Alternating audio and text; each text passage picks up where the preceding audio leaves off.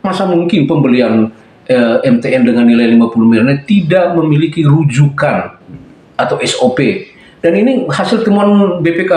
Rekomendasi BPK terhadap pelanggaran yang dilakukan oleh Bank NTT sejak 2020 hingga saat ini tak ada satupun yang ditindaklanjuti, baik aparat penegak hukum maupun OJK yang punya otoritas pengawasan.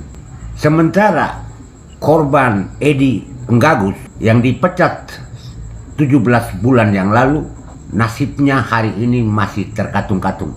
Bagaimana kelanjutan kisahnya? Mari kita simak bersama. Adapun hasil temuan BPK terkait dengan MTN itu dia menemukan ada beberapa pelanggaran.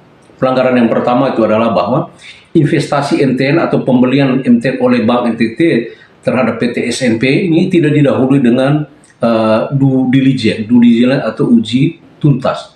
Karena begini, untuk memberi kredit kepada salah satu korporasi, perusahaan, atau kepada perorangan sendiri itu, kita harus melakukan studi kelayakan dulu, membuat penilaian. Tetapi aneh di dalam investasi MTN ini, BPK menemukan bahwa Bank NTT tidak melakukan itu, tidak melakukan yang namanya due diligence atau uji tuntas. Itu kesalahan yang pertama. Kesalahan yang kedua bahwa pada saat Bank NTT melakukan investasi atau pembelian MTN ini, Bank NTT belum memiliki pedoman terkait dengan mekanisme pembelian MTN atau SOP. Bagaimana mungkin kita melakukan sebuah investasi dengan nilai yang demikian gede, demikian besar, 50 miliar, di situ Bank NTT belum memiliki kebijakan. Jadi kan sebuah investasi besar atau apapun di dalam bank yang sifatnya high regulated, yang selalu diatur dengan regulasi demikian besar, masa mungkin pembelian MTN dengan nilai 50 miliar tidak memiliki rujukan atau SOP. Dan ini hasil temuan BPK. Yang saya sampaikan hasil temuan BPK. Jadi ini jauh dari opini pribadi saya, tetapi saya merefer pada hasil temuan BPK. Itu hal kedua yang ditemukan oleh BPK. Yang ketiga bahwa pembelian MTN ini tidak masuk di dalam rencana bisnis bank. Ini saya perlu gambarkan begini sedikit terkait rencana bisnis bank. Jadi di dalam ketentuan POJK itu peraturan otoritas jasa keuangan mengatur bahwa setiap bisnis yang akan dilakukan oleh bank apa saja di tahun depan, tahun berikutnya, maka sekarang dia harus membuat satu namanya rencana bisnis apa yang akan dilakukan. Misalnya misalnya investasi nanti kredit di tahun 2024 misalnya nanti itu mau berapa triliun.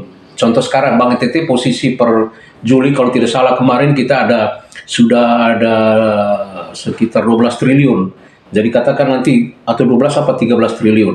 Nanti tahun depan katakan mau ekspansi 15 triliun, maka ekspansi rencana bisnis harus dibuat dari sekarang. Demikian juga laba, tabungan, deposito giro.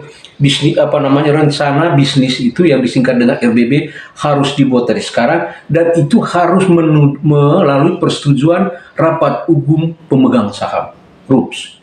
Betapa pentingnya loh bahwa untuk melakukan sebuah investasi di tahun mendatang harus mempunyai sebuah dokumen yang nama rencana bisnis bank. Apa-apa yang tidak termuat di dalam rencana bisnis di tahun depan itu tidak boleh dilakukan oleh bank dan itu dilarang oleh POJK atau peraturan. Nah, di dalam kasus MTN ditemukan bahwa rencana pembelian MTN itu tidak ada dimuat, tidak ada dokumen yang mencantumkan bahwa investasi MTN itu ada dokumennya.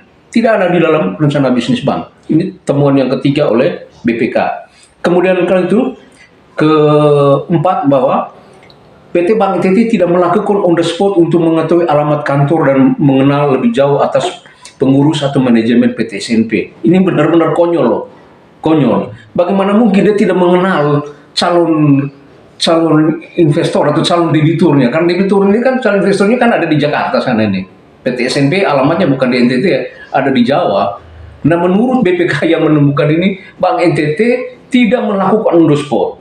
Tidak ke titik lokasi tempat usaha ini untuk mengetahui ini. Kemudian yang kelima, pembelian NTN tidak melalui telaah terhadap laporan keuangan audit PT SNP tahun 2017. Karena begini, setiap investasi yang akan dilakukan oleh bank dengan mitra calon investornya, apalagi investor yang gede gini ya, 50 miliar, dia harus membaca laporan keuangan yang sudah diaudit gitu. Dia sebagai sebuah perusahaan besar, perusahaan itu laporan keuangannya itu sudah diaudit oleh akuntan publik. Nah, sebagai rujukan Bank NTT untuk menilai kepantasan, kelayakan untuk menjadi mitra investasinya, maka dia harus mempelajari neraca dari perusahaan ini, neracanya sudah diaudit, atau laporan diaudit. Nah, menurut BPK, Bank NTT belum melakukan telaah terhadap laporan keuangan audit PT SNP yang tahun 2017.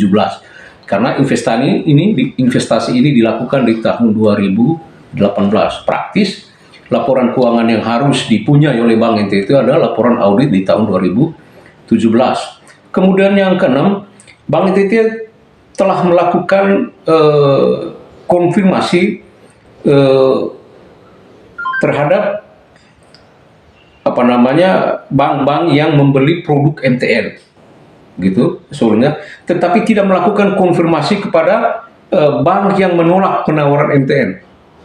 Jadi kalau misalnya Bank NTT melakukan due diligence dan uji tuntas yang poin nomor 1 saya katakan tadi, tentunya dia akan melakukan, selain dia periksa atau mencari tahu bank-bank mana yang memberi MTN dari PT SNP, bank-bank mana di Indonesia juga yang menolak, sehingga konfirmasi itu menjadi konfirmasi yang balance, konfirmasi yang berimbang. Itu kesalahan yang keenam. Kesalahan yang ketujuh adalah Bank NTT tidak mempertimbangkan kolektibilitas PT SNP pada SLIK OJK. Ini agak teknis bahasanya ya. Tidak melakukan kolektibilitas itu begini. Jadi di bank ada yang namanya tingkat kualitas kredit dari seorang debitur. Kualitas ada yang yang dimaksud kualitas pengembalian pinjaman. Ada yang kategorinya kualitasnya lancar, itu disebut Call 1.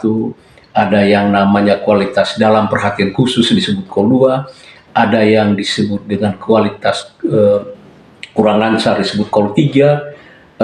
Ada yang disebut kualitas diragukan disebut Call 4. Dan yang kelima, kategori yang kelima itu kualitas macet atau Call 5. Nah, di sini Bank NTT tidak mempertimbangkan kolektibilitas PTSN pada SLIK. SLIK itu singkatan dari Sistem Layanan Informasi Keuangan atau yang dulu disebut dengan BI Checking. Jadi setiap debitur, entah itu perorangan atau perusahaan, kalau dia pernah atau sedang menjadi debitur di salah satu bank, itu tentu dia mempunyai catatan bankingnya, kualitas pengembalian dia itu di bank-bank ini seperti apa. Nah, itu yang mesti diketahui oleh setiap calon investor termasuk Bank NTT ketika ingin melakukan investasi ke MTN. Dia mesti mengetahui kualitas daripada PT SNP di beberapa bank itu seperti apa. Dan itu bisa dilakukan secara online, diperiksa dari tempat duduknya aja. Para analis-analis trader-trader kita yang ada di divisi treasury bisa secara online, karena sekarang mekanisme itu sudah lama, sebenarnya mekanisme bukan baru, mekanisme itu sudah lama bahwa untuk mengetahui seperti apa sih kualitas pinjaman Pak Frans di salah satu bank. Jadi Pak Frans tidak bisa menipu bahwa saya tidak pernah menjadi debitur bermasalah di bank lain. Tanpa Pak Frans beritahu pun, bank itu bisa mencari tahu melalui tadi yang saya bilang itu SLIK, Sistem Layanan Informasi Keuangan. Nah, ini tujuh pelanggaran ini ditemukan oleh BPK yang menyebabkan 2 rekomendasi oleh BPK tadi terhadap Bank NTT. Karena ada 7 pelanggaran dilakukan, keluarlah 2 rekomendasi ini. Itu sebenarnya salah satu poin dari sekian banyak poin yang saya kritisi. Saya kira terkait dengan pelanggaran ini, 7 pelanggaran ini seperti itu gambarannya.